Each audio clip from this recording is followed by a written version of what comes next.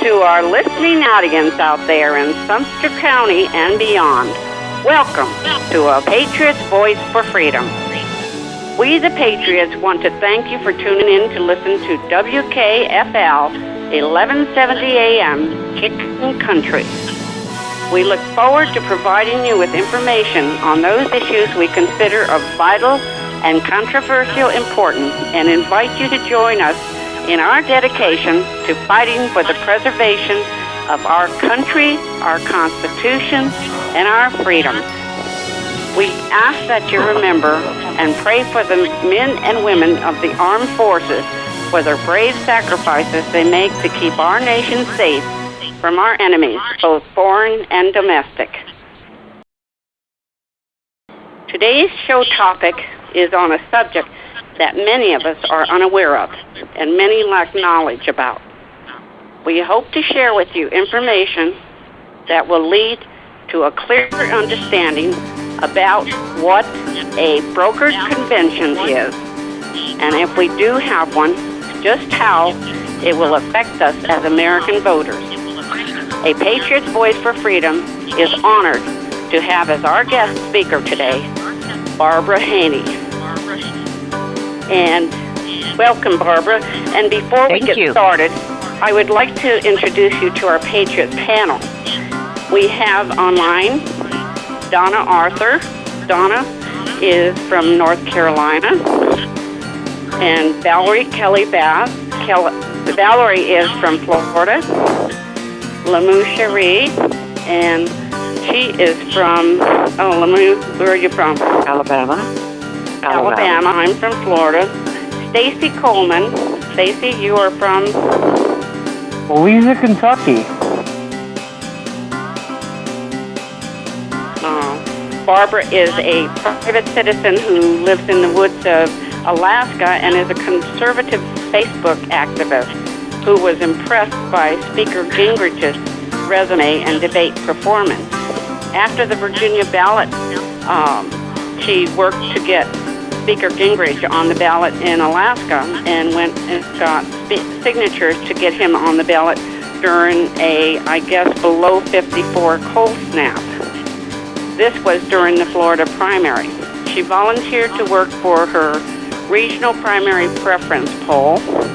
She attended the district convention and was elected district chairman and delegate to the state convention. She attended the state convention and was elected as part of a slate to be one of Alaska's 2 delegates for Speaker Gingrich. In addition, she has exercised her citizenship assist in the defeat of Governor Tony Knowles and later to assist in the election of Governor Sarah Palin. She worked on several state and local campaigns in the 2010 election cycle, including Governor John Parnell, Joe Miller, Stephen Thompson, and Mike Kelly. When there is not an election underway, she is busy putting in supplies for the winter, expressing her opinions to various political officials on pending legislation, promoting the ideas of free market capitalism, and generally being, in her own words, generally being a pain in the arse to liberals, DIRTS, dirts, and RINOs, rhinos. Welcome, Barbara. Welcome, Hi. Barbara. I think I'm in the right place. A dirt is a Democrat. A dirt is a Democrat and a Republican ticket. On each of our panels to ask you questions later, but what I would like for you to do, if you could start us out and in layman's terms to make things very simple for those in our listening audience to understand more about a brokered convention. I know very little, and I am anxious to learn. Okay. A brokered convention is very simple. It's when they go to the convention, and on the first ballot, the nominee does not have the, quote, presumptive nominee, if there is one, doesn't have enough of a vote lead to be the nominee. Okay, so on the Republican ticket, side, you're saying Mitt Romney.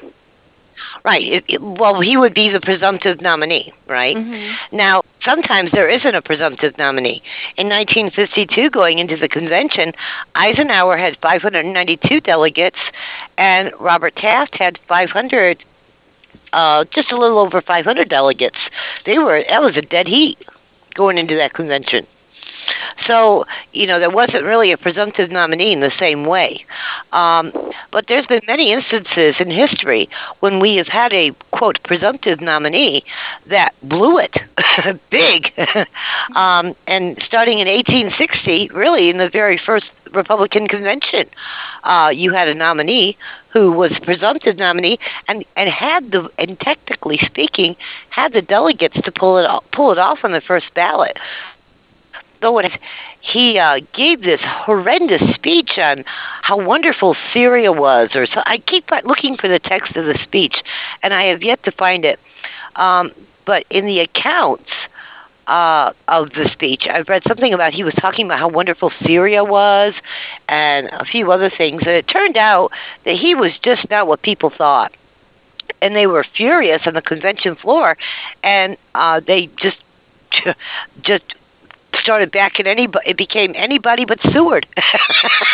And you had this tall, kind of gawky, quiet guy named Abe Lincoln with a very questionable political past. I mean, he hadn't held a lot of offices. He was pretty quiet. He was kind of tall. Sounds familiar to me. Kind of dorky looking, and quiet, thoughtful. Didn't have a Harvard education. Didn't have a Princeton. No, Seward had a Princeton education. Abraham Lincoln was self-taught. He was homeschooled. Okay, very deep thinker. I actually spent some years living right down the road from the Lincoln cabin when I lived in Illinois. Very rather austere circumstances, but nevertheless, he ended up being a pretty good president, and he was the dark horse candidate. I mean, nobody expected Abe Lincoln to come out. Pardon? Dark horse candidate. What does that mean for our listening audience? A dark horse candidate is like somebody you're not even remotely expecting. Like, oh, he doesn't have a chance kind of candidate. Okay. Not very well known, etc., all that good stuff. I think there's a lot of fear about brokered conventions because of 1940. And actually, that is not your typical brokered convention at all. So I don't want to talk very much about it, but I can at the end. But if you go back and you look at the history of some of the brokered conventions besides 1860, like, for example, if you take a look in the 1800s, it seemed like almost every other convention was brokered.